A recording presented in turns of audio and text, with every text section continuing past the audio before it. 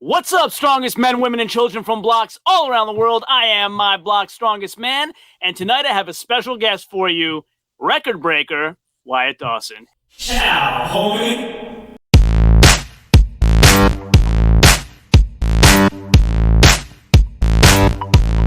Welcome back to My Block's Strongest Man, where we bring strongman into the mainstream by discussing all of the latest strongman events in the greatest analytic detail that you'll find anywhere on YouTube. If you haven't done so yet, subscribe to this channel. Make sure to comment below whether you agree or disagree with my videos. I love the engagement, and I respond to every single comment. Now on to today's topic. Hey Wyatt, how you doing? Thanks for joining the channel this evening. Pretty good, man. Pretty good. We're making it out here in Kentucky. We got Nice. a lot of snow, and it's pretty cold. Is it? What's the temperature like now these days? Is it like Jersey cold? No, but it's cold for us. It's been single digits all week and 13 to work, and then now I think we're finally getting in the 20s a little bit. It's more or less like it is here. We had last week or so, we had that 2-foot blizzard. They think it might be a state record. I ain't here. We just got ice. Yeah. Ain't 2 foot. That's great. That's all over the country now. Texas had a bad ice storm. Oregon had one. Like, what's going on with that? That's nuts. Yeah. I don't know, man. Crazy. So, I mean, for people who don't know you, you want to take a minute to kind of brag about your accomplishments, get people up to speed on what you've done in strongman? I'm still pretty new to the sport. I jumped in 2019 after playing football for a few years at Murray State. I tried doing some powerlifting for a while and I ended up tearing my pec. And after that, I had some local guys approach me about doing strongman, and I was pretty hesitant. I'm not gonna lie. It's something different than anything I've ever done before. But yeah, turns out it didn't affect my overhead press as much as I thought it would. And like I said, it started in 2019. Qualified for nationals. Placed 13 in USS Nationals that year. Then Clint Darden came into town. I live in his old hometown, so okay. He convinced me to try to get into OSG that year at 231, and I made the cut and went to OSG, and I did okay. I got hurt on the first day though, so I ended up placing last, but I still got the opportunity to go and still made the qualifiers. And then since then, I've won a couple local shows. I have the Illinois axle press record and the North Carolina log press record. Wow. And now the block world record at 300. Damn, that's a lot. 300 body weight? Yeah, it's a heavyweight class. Yeah. 294.4 was the block. Right, yeah. I know, like, your body weight and the block were similar. That's why I ask. Yeah. Yeah, so OSG started in what, 2017 it was, right? I think so. It's still pretty new, but I mean, it's huge already. I mean, as far as I think it's still the largest master show. Is it? Yeah, I know that. I know they couldn't do it last year, but they're making a resurgence this year. You thinking about competing again? I'm gonna throw my hat in the ring in the heavyweights. We're gonna see if I can make the big boys this year. Yeah, awesome. So, like going back to what you were saying about powerlifting where you tore your pec, like a lot of people have stories about that. Usually it's football. Like I got hurt playing football and then I transitioned into strongman, pro wrestling, like enter whatever here that isn't football anymore, right? And so what was it that made you think, well, I'll just let this heal and go back to powerlifting versus I'm going to try something brand new? I've always been a really big played sports ever since I was able to. Football and wrestling, and powerlifting just wasn't feeling that I don't know, wasn't scratching that itch. It was a good way to work out and get back into everything because I took about a 4-month hiatus between college ball and powerlifting. It just wasn't scratching that itch, and it just was getting kind of bored with it a little bit whenever things happen. And started doing strongman. Well, strongman's not 3 events, it's 20 events. Powerlifting's fun, don't get me wrong, but sometimes picking up blocks over your head or keg toss or just random ass stuff that you do in strongman all the time. So I love it. Yeah, the weird stuff. I was going to ask you, like, is there a point as a kid where kind of you like picking up weird stuff and now you think about it today and it's like, oh, it all makes sense now. It connects. Um, Really not necessarily. I grew up on a farm in West Virginia. That's where I'm originally from. Okay. So, I mean, that was a lot of that was everyday life. And I grew up with two older brothers. So you're always trying to outdo them and all that. And I mean, it's just always been this who can pick up the heaviest thing, who can move this, who can do that. So, Yeah. You ever catch that show, The Strongest Man in History? yes. Yeah. Yeah. So, I really liked it. so like when they were pushing the hay bales, you were having memories? Yeah, a little bit. A little bit. Yeah, a lot of the same, I don't know, a lot of the same ribbon and stuff going on too there as it was growing up. Yeah, yeah. Did you watch Strongman, like World's Strongest Man growing up? Did you have somebody you rooted for? Or you kind of came into it later in life?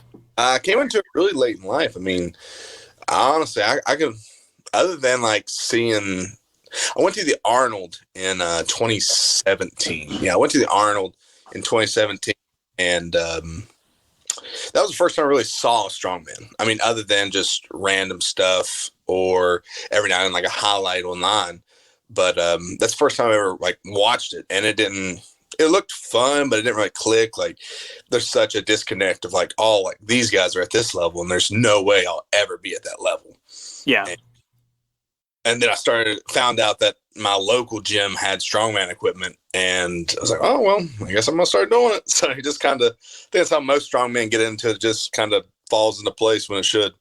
Yeah, it's hard to tell. Like when you see guys that make it, including yourself, by the way, who make it look so easy on TV or on live streams, and then a regular guy tries it. Like when I had this channel in its infancy, one of my bright ideas was the regular guy tries the deadlift and see how close to Eddie Hall he can get, right? Yeah. And so like 6 months ago, I had never deadlifted in my life. I think I did like 275 or something like that. And I'm like, okay, so he's ridiculously, like, you can't even imagine how much he's lifting if you're a regular person, you know? Yeah, it's wild. But I mean, it's like anything. I mean, you got to start somewhere. I mean, some people are gifted, but you can be gifted in one thing, but you're not going to be gifted in all things. Yeah, true. Yeah, little by little. I'm up to 3 plates now, so little by little. Yeah, well, I mean, baby steps. You'll get there. That's right. So I'm really interested, like for people living in other parts of the country or even internationally who haven't been to Kentucky before, what would you say is like, what's the best part of Kentucky culture? I'm not a basketball fan, but a lot of people love basketball around here. I mean, the Kentucky basketball is crazy good. You get the Bourbon Trail. I mean, there's tons of distilleries. I mean, from pretty much, I don't know, 100 miles out of Lexington all the way towards, I mean, when I drive home, I don't know how many I pass. You can do the Bourbon Trail. Yeah, those are two really, really big ones in Kentucky. Basketball. Prominent things. Yeah, that's cool. That's different. Yeah, we don't have that kind of stuff in New Jersey, so that's different. Yeah, the only like whiskey-related stuff like that I remember is when I was in Scotland. So, yeah, that's cool. So you do have a day job, quote-unquote day job, right? You're not training full-time, so want to tell us about that a little bit? Yeah, I recently just got brought on to a new CBD plant, red vault extraction. What we do is we wash hemp and stuff and make it into a isolate, which we sell by the kilo. Yeah, they're 10-hour shifts. It's a great job. I mean, it's normally 3 to 1, but today I was at work from 5 a.m. to 6 p.m. So, wow. Yeah, it's a hot industry right now, right? Yeah. I should actually have somebody in my professional network, Easy Day Hemp, on Instagram. I should hook you guys up. You might like to talk a little bit. Maybe, yeah. Scratch our back, we'll scratch theirs. Yeah, something like that. Yeah, hell yeah. Partner up a little bit. So, yeah. So getting into like Mammoth, what first attracted you to Mammoth? Like, have you done it before? How did it, quote unquote, like come across your desk? Last year, we had a local guy, one of the guys that got me into it, Keith Wallace. He competed there, and he competed in the 231 class. And I thought it was a really cool how it was set up. Everything was going on at once, a lot of chaos, but seemed to be ran fairly well. And it's in Kentucky. I mean, it's right in our back door. It was a 2-hour drive for me. I mean, the last for this was an 8-hour drive. You know how it is. See a comp and oh, this looks fun. Too bad it's 12 hours away or whatever. So you just pack up and go or find one closer. Yeah. The record breakers was really interesting. I thought about doing Paul Mauser's record breakers. He has I think a Viking Strength in West Virginia. I thought about doing that. I was in our hometown, but wasn't able to make the trip.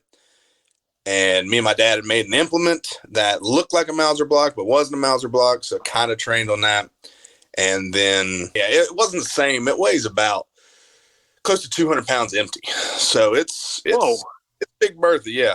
But yeah, this one was in our back door, and I started looking at the numbers and everything. I was like, well, I have a solid crack at trying this. And so I just started training up for it. And I got close in training and I mean, I think I got up to 281, and it went really smooth. So I was like, well, I'm definitely putting my hat in the ring for this record breakers.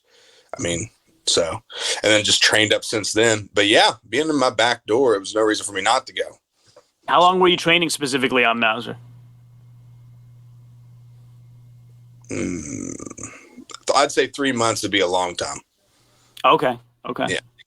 I'm a naturally gifted presser just by how I'm built. I'm built like an upside down triangle a little bit. So, okay.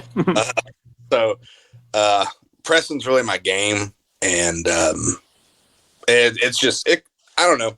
It kind of clicked with me just by the odd implement and everything. And I was having a lot of trouble with it when I first started about getting up on your chest. That's what a lot of guys have trouble with. And I was talking to Clint Dard, and he's like, well, can you row it to your chest without lapping it? I was like, yeah. And he's like, well, why don't you? So it clicked then. And so after that, it was kind of just press away. So. Cool.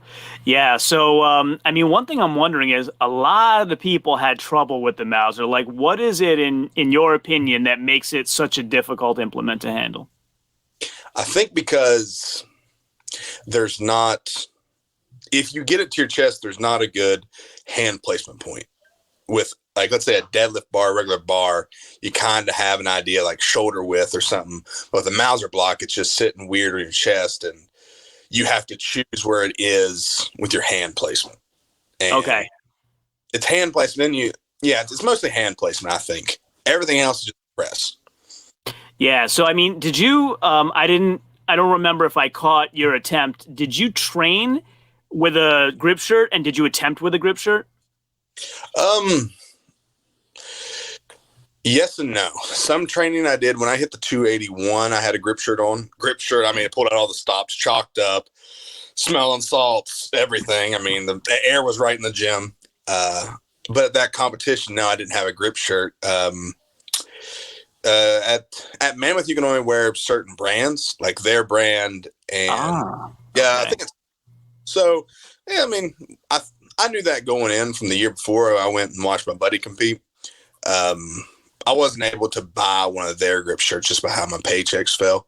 But yeah, so yeah, I trained some with it and some without, just because you never know on game day how everything's gonna shake out. Yeah, I mean, I was talking to Jamie Wilson, and I think he trained pretty much exclusively with a grip shirt and then didn't use it at comp, and it affected him. Like, basically, same deal. Like, he would get it to the chest, and then it would slide like an inch, and he'd have to hand place, and just kind of threw him totally off. And by the way, he was very complimentary of you. Oh, yeah, Jamie and Nick both, man. It was anybody's game going into that. Our warm-ups, everything they all looked the same. I mean, we all was there that day, but I think it was just, we ended up waiting a long time before our final attempt. And I mean, we went, it was like 3 hours or something. So, I mean, you're sitting there, you get cold, you get warm, get cold, get warm, just eat. And I was just lucky and fortunate enough to come out with it and get out of the funk. And those guys are coming for it. We're trying to plan a date right now where we're all three going to get together and fight it out. So that's cool. That'll be awesome. Yeah, we're all close. So, all right, that's cool. Yeah. So I was going to ask you. I don't think I've asked anybody else this. What was up with all the waiting? Like, why were there unforeseen delays? It happened to the pros. It happened to everybody. Like, why so long to wait? Well, I really don't know. So we was the last record breakers to go, the 300 men's block. So all the pros went in all their divisions. I think they only had the block and the bag attempts. And same thing with the women, same thing with the lighter weights. Some reason we was the last people to go. It may have been just because it was so big and getting everybody on the same page. And then with COVID restrictions where let's say someone's in a mask or someone has got to keep their distance, I'd say that had something to do with it. But I'd say that's probably it. I wasn't really paying attention too much on all that stuff going on because we was trying to stay in the zone, stay warm, and kind of be in the moment. But you did see that stuff, and I think that was it. That a little bit of that and a little bit of this is the first time I think a lot of pros really showed up. So everybody was just being a little crazy, if that makes sense. Yeah, for sure. I mean, you mentioned the women. What do you think of their record breakers? I've interviewed both Gabby and Jessica, and I think they're incredible. Man, they're monster pressers. I mean, both of them. I think both of them had a lot more in the tank. I mean, if they had more than 3 attempts, I mean, I was right behind both of them for both their record breakers. That'll get you psyched up more than anything else. I mean, all these pressing records and everything like that. The women are catching up, man. I mean, the men, we're going to have to step it up. Gabby destroyed her record. I mean, she took it from like 158 to 186 or something like that. It was nuts. And she probably had another 20 damn pounds in her. I actually asked her that. I said, you look like you had more in the tank. And she said, I did. And I jokingly asked David if I could have a 4th attempt. I mean, unofficial, it'll be pretty nice. Yeah. Yeah. So that was pretty cool. Speaking of the bag, though, so I got a couple questions about the bag. I don't know how much you were paying attention to other events that weren't yours, but the sandbag started off at 500 pounds. What do you think of that as a starting weight for a record breaker? That's wild. That's actually originally one of the original things that got me interested in Mammoth because $1,000 cash prize for a 500-pound bag. I mean, I think it was $1,000 if, let's say I got it this year, it's $1,000. Next year it'd be $1,000. Every year someone didn't beat it, I got $1,000. Yep. Man, that'd be really cool to try. And then I found out about the block and everything like that. But yeah, man, I have one of those overloaded Cerberus bags in my gym, and I can't even get that sucker in my lap. I can get it off the ground, but that's about it. And yeah.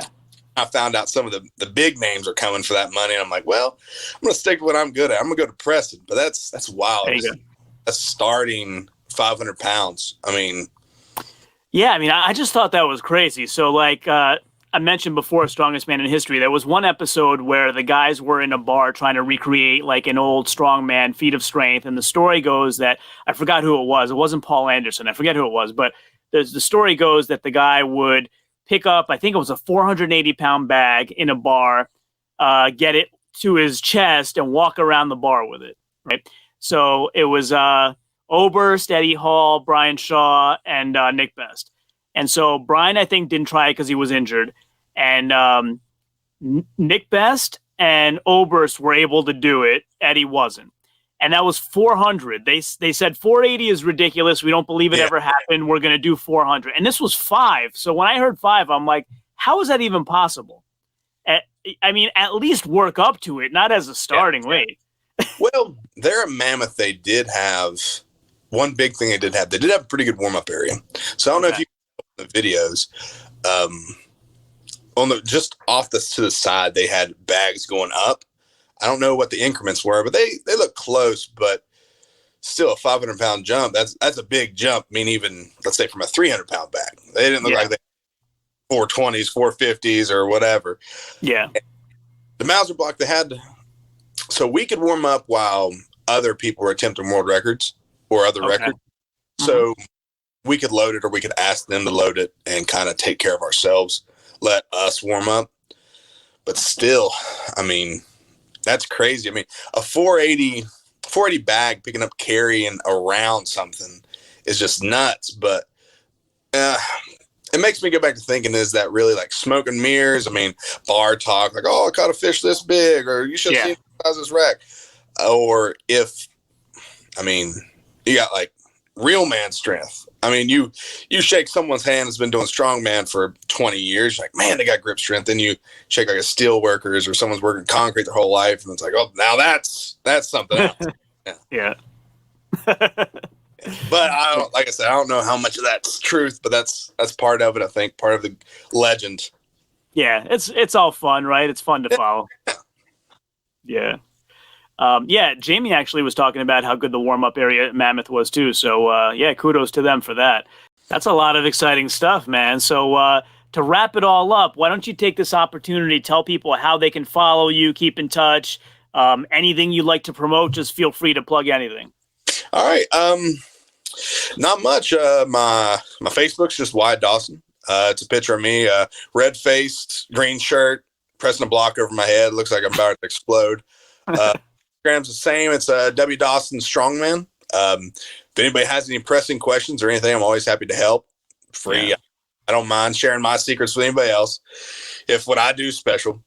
Yeah, if anybody's in Western Kentucky or swinging through or something and want to train, just hit me up. I'm always down to train with some more people, and we got a pretty nice setup, and swing on by. That's about it. Thanks. Well, that's awesome, man. I might just take you up on that one of these days. Hey, if you're ever in a neighborhood, come on by. Hell yeah, man. Well, I really appreciate you taking out the time. I know you had a long day at work. You taught me a lot today. I learned like quite a bunch. We had a great time, and thanks for joining me, man. Maybe after your next comp, we hook up again. Sounds good, man. Sounds good. Hopefully I'll have some more records under my belt next time we talk. Hell yeah, man. Take care. Have a nice evening. Yeah, you too, brother. All right, thanks. Bye-bye. No problem. So if you like this video and haven't done so yet, please consider subscribing using that button right there. And also stay tuned for some other videos that you might love blooping up right there. This one is the one that YouTube thinks that you will like the best, and this one is the one that I think you will like the best. As always, share this with everyone, and until next time, ciao, homie.